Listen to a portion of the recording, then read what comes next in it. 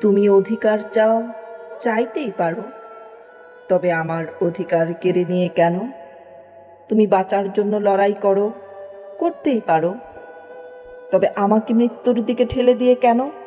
তোমার ভাই হত্যার বিচার চাও, আমিও চাই, তবে আমার মুমূর্ষু সন্তানের চিকিৎসার সুযোগ বন্ধ করে কেন? তার মৃত্যুর দায় কি তুমি নেবে? তার কি দোষ ছিল?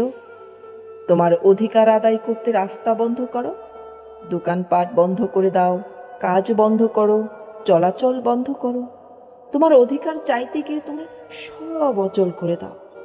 অথচ আমার ভাই বাসের হেল্পার, বাস না চললে মজুরি নাই, উপসে দিন কাটায়। আমিও ফেরিওয়ালা, সারাদিন ফেরি করতে পারি না। আমার সন্তান না খেয়ে মরে, কাজে বেরোলে মিছিলের সামনে পড়ি, পুলিশের গুলি খাই, ইটের টুকরোর আঘাতে আমার মাথা ফাটে।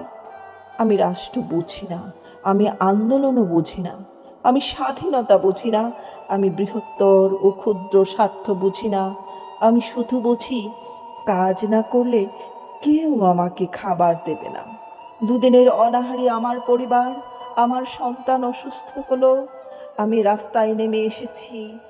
আমরা বাঁচতে চাই, তোমাদের অধিকার চাও, আমাদের অধিকার ফিরিয়ে দিয়ে যত খুশি আদায় করো।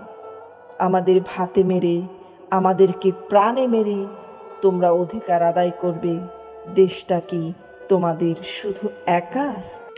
কবিতাটি লিখেছেন নিউ জার্সি যুক্তরাষ্ট্র থেকে কবি কাজল মালেক। কবিতাটির নাম অধিকার। কবিতাটি শুনে কার ভালো লাগলো, কেমন লাগলো, লাইক, কমেন্ট, শেয়ার করে জানাবে। কণ্ঠ দিয়েছি আমি, শ্রুতি খান।